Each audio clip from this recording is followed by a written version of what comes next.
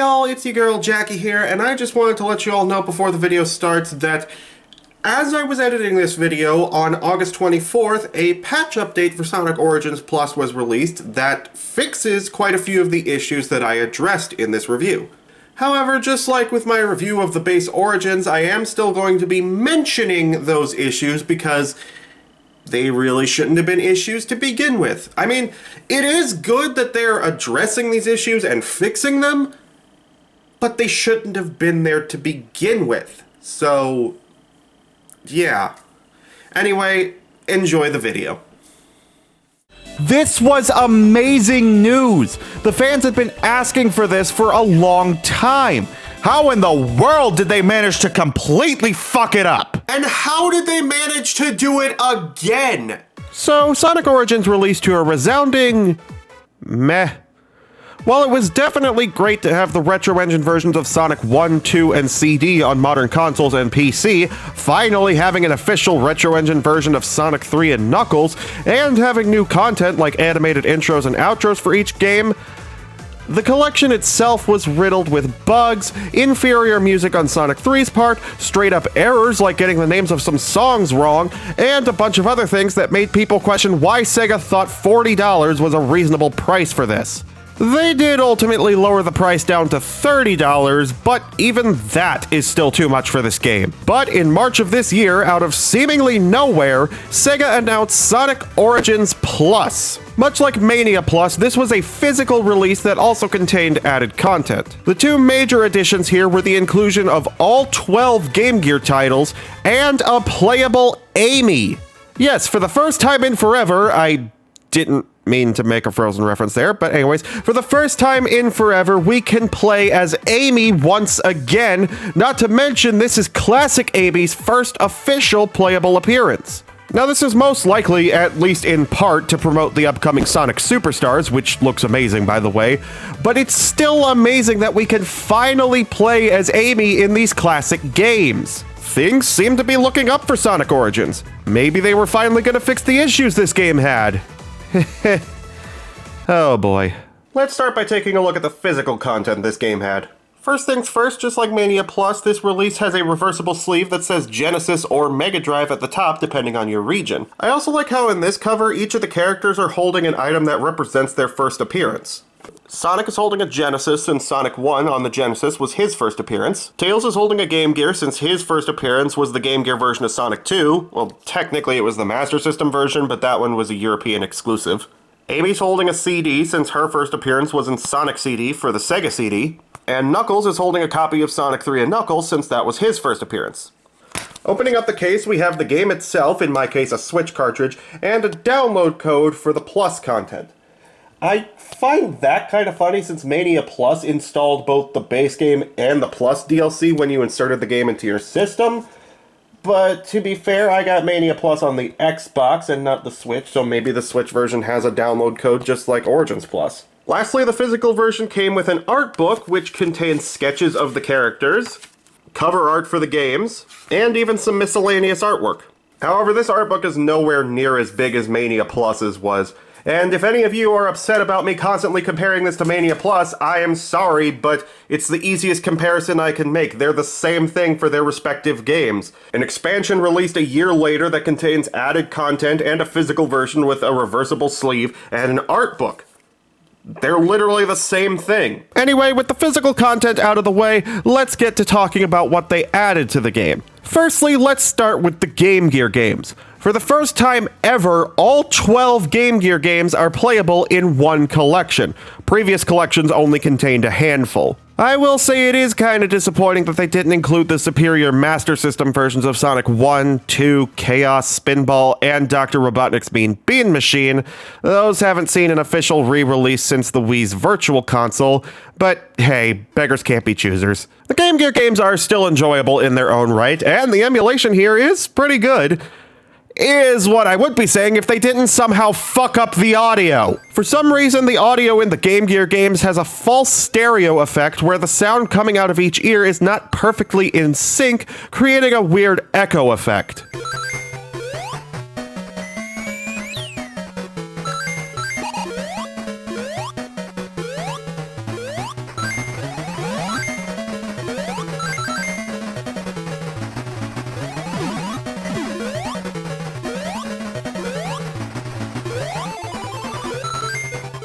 get the Game Gear could only output mono sound, but that sounds so much nicer than this echoey false stereo effect.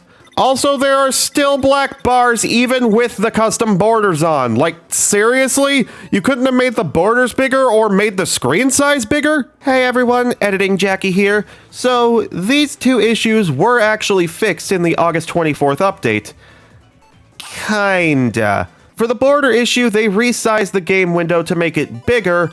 However, there are still black bars. They're not as big as before, but they're still there and still noticeable. And for the audio issue, they added in the option to revert to mono sound, which gets rid of the echo effect.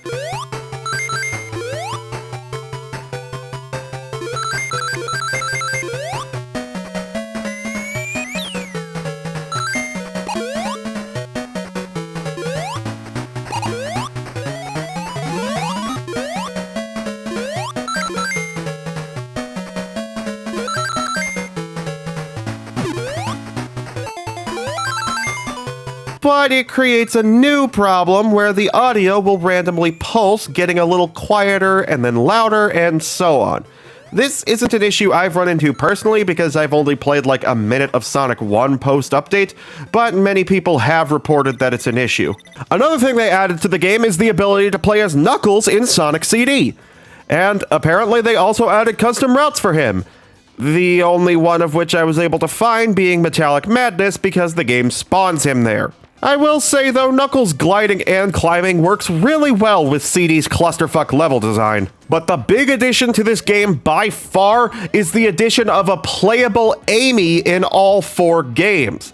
Plus, you can also have Tails follow behind in Sonic 2 and 3. Now, when people heard this, a lot of them expected her gameplay style to be like that of the Advance series, more specifically Advance 2 and when paired up with Sonic in Advance 3, because her gameplay style from Advance 1 and when paired up with Tails, Knuckles, or Cream in Advance 3, yeah, it fucking sucks. However, I wasn't expecting it to be that because the way the Genesis games were designed was with the ability to control each character with only one face button, so I expected Amy's gameplay style to follow suit. When jumping, if you press the jump button again, she'll swing her hammer around, extending her hitbox greatly, and if you hold the jump button, when landing on the ground, she'll dash while swinging her hammer for a little bit. So, essentially, her control scheme is a slightly weaker version of Sonic's.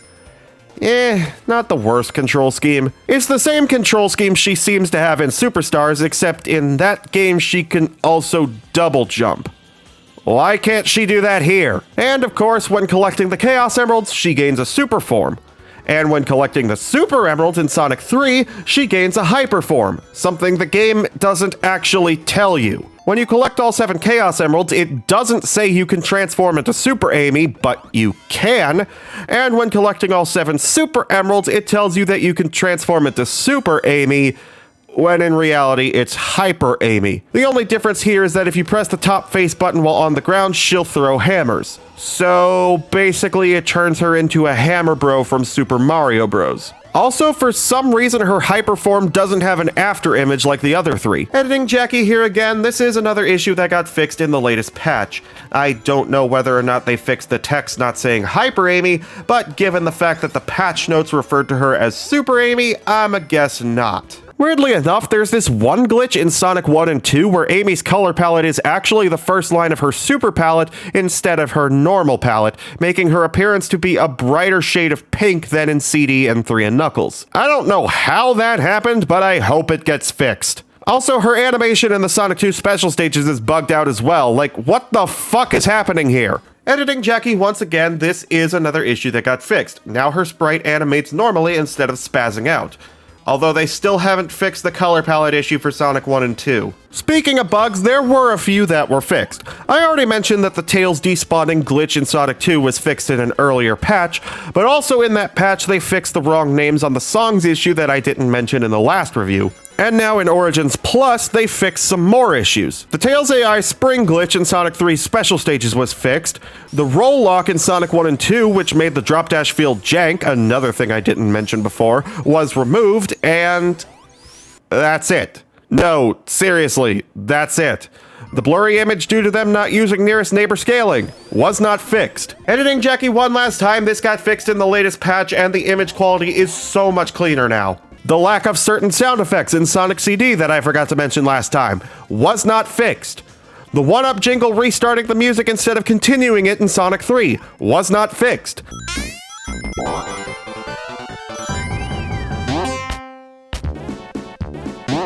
The compressed sounding music in Sonic 3 was not fixed. The inferior versions of the prototype songs in Sonic 3 was not fixed.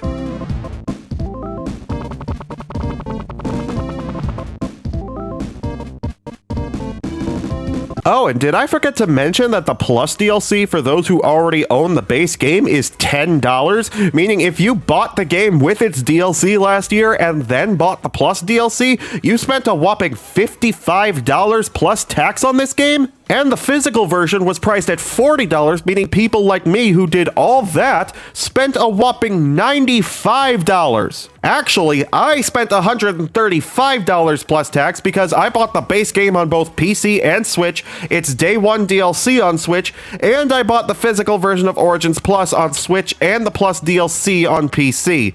So, yeah.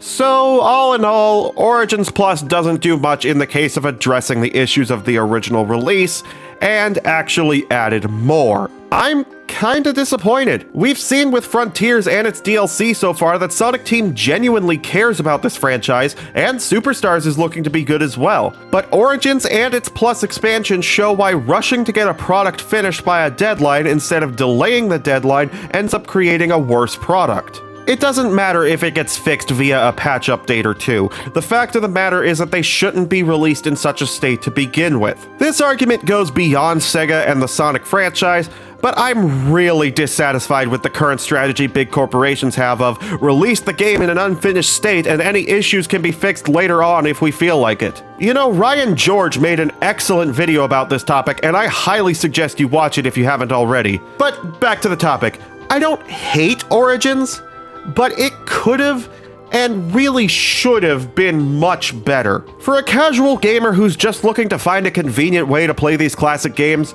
Origins is a fine choice, especially the Switch version since you can play them on the go without having your fingers all over the screen. But for hardcore fans like myself, it's not the definitive collection it really should have been. If you want a better way to play these classic games, I'd suggest getting the PC decompilations of 1, 2, and CD and getting the Sonic 1 Forever, Sonic 2 Absolute, and Sonic CD Restored mods, as well as getting Sonic 3 Air. Or heck, if you have a Wii or GameCube, try looking at your local thrift stores for Sonic Adventure DX, Sonic Mega Collection, and Sonic Gems Collection.